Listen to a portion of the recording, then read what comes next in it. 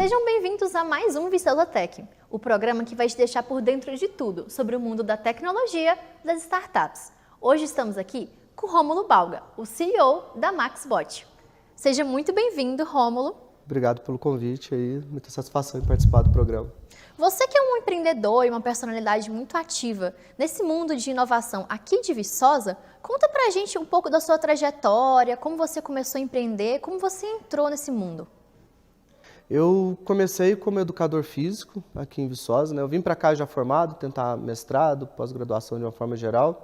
E daí trabalhando, depois de 10 anos trabalhando na profissão, eu comecei a perceber que a profissão não ia me dar as coisas que eu desejava, né?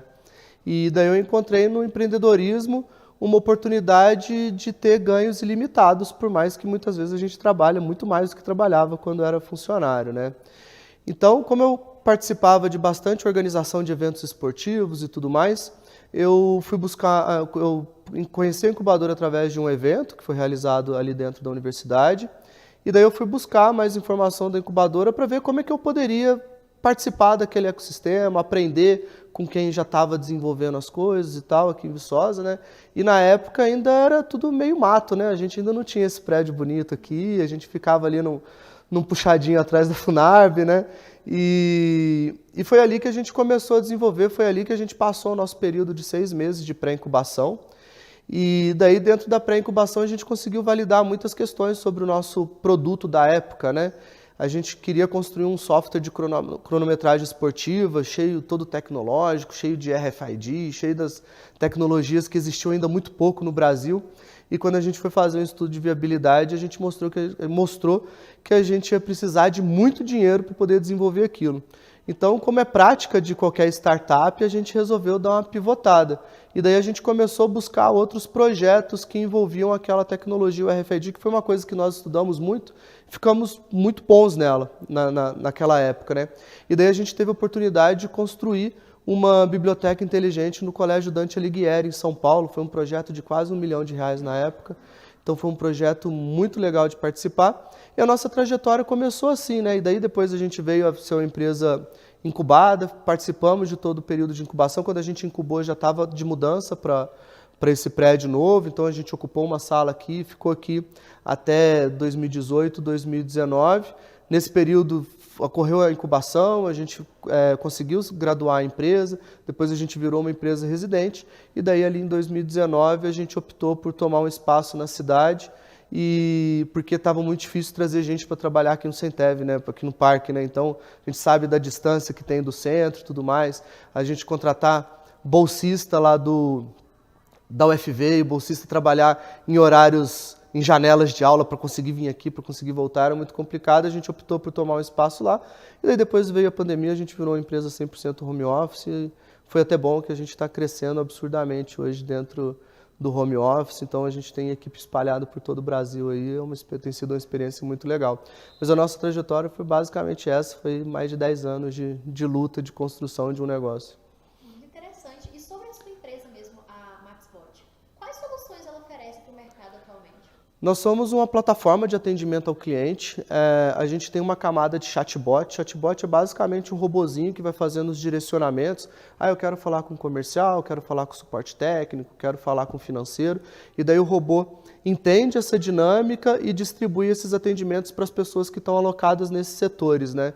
E daí com isso a gente consegue fazer um atendimento muito mais estruturado, geração de protocolo, a gente salva toda a conversa, independente se tiver áudio, vídeo, a gente consegue salvar tudo, e tudo isso ainda oferecendo de forma multicanal. Então, dentro de uma mesma plataforma, o nosso cliente recebe atendimentos ali chamados do WhatsApp, do Telegram, do chat web, que vem do site dele, do Instagram, do Messenger, e conforme vai aparecendo novos canais, novas redes sociais, a gente vai incorporando isso, porque a gente entende que a empresa precisa estar onde o cliente dela quer que ela esteja, né? Então ela não escolhe o canal de atendimento, o cliente dela é quem acaba escolhendo, e daí ela cria várias facilidades para poder realizar esse atendimento.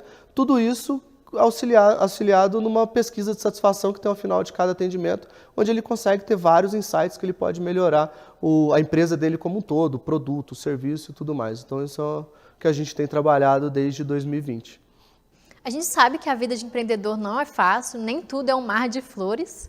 Então, você tem alguma dificuldade, algum desafio que você pode contar para a gente que a sua empresa passou ou que você mesmo passou, mas que te ajudou a crescer ou ajudou a desenvolver melhor o seu empreendimento? Tem. Todo mundo que resolve abrir uma empresa passa por um monte de desafio, né? Então, uma das coisas que a gente sempre analisou eu consigo fazer? Está dentro das minhas competências? Se não está dentro da minha competência, é um negócio que eu consigo aprender muito rápido? Então, por exemplo, quando a gente começou a empresa precisa gerar dinheiro, né? A gente ainda não tinha um produto pronto. E daí o que eu fazia? Eu disse, vou ofertar aqui em Viçosa desenvolvimento de site, tinha pouca agência na época e tal. Eu não sabia fazer site, eu nunca tinha feito nenhum. Mas beleza, eu sempre fui um bom vendedor, modéstia à parte. Então eu vou tentar vender e vou aprender com o cliente.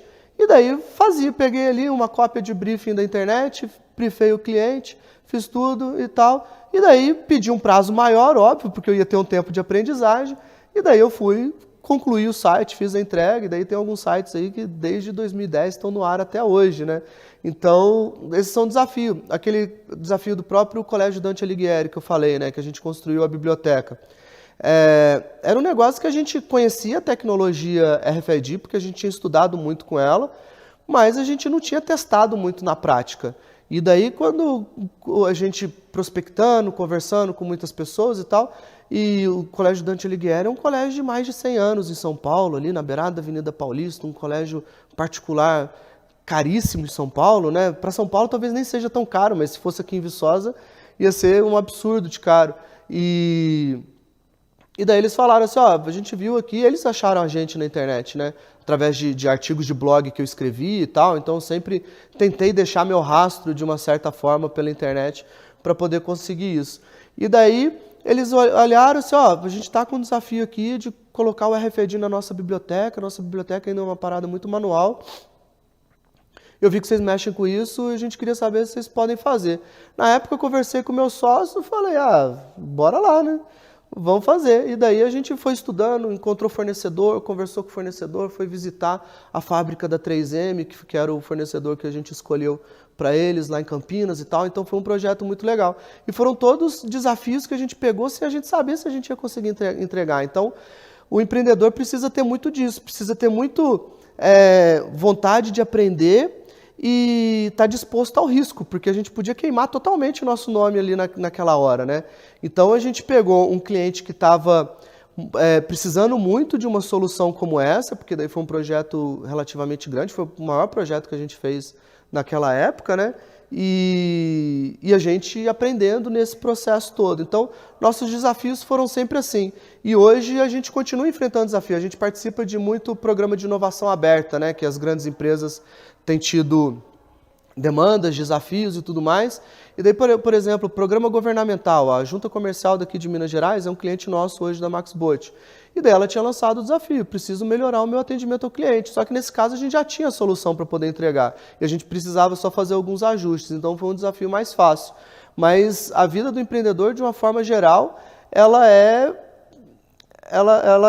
feita por grandes desafios. Cabe ao empreendedor decidir se ele tem a competência, se ele quer fazer aquilo, se aquilo vai agregar e principalmente se aquilo vai gerar caixa, né? Então é sempre esse tipo de análise que a gente faz. Hoje a MaxBot é uma empresa graduada e não reside mais aqui no Tecnoparque. Mas durante esse tempo que vocês passaram no Tecnoparque, como isso contribuiu para o desenvolvimento? Contribuiu demais. A troca que a gente tinha na época entre as empresas, né? Hoje são todas empresas diferentes do que a gente está aqui na época.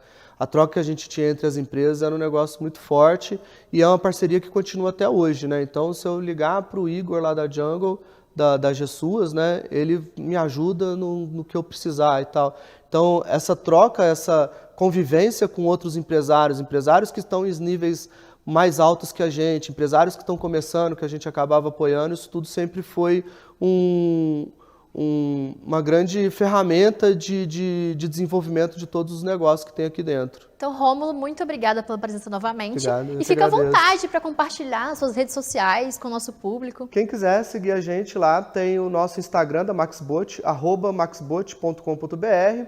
Ali a gente compartilha bastante informação sobre atendimento ao cliente, sobre os desafios e tudo mais. E quem quiser me seguir também, @RômuloBalga, e ali eu compartilho bastante coisas sobre marketing, vendas, atendimento ao cliente, a gente distribui conteúdo e a gente faz uma live toda segunda-feira às 8h30 da noite no YouTube. Então segue a gente lá. Esse foi mais um Viçosa Tech. Muito obrigada por assistir. Nosso programa vai ao ar todas as sextas-feiras, a partir das 7 horas da noite. Muito obrigada.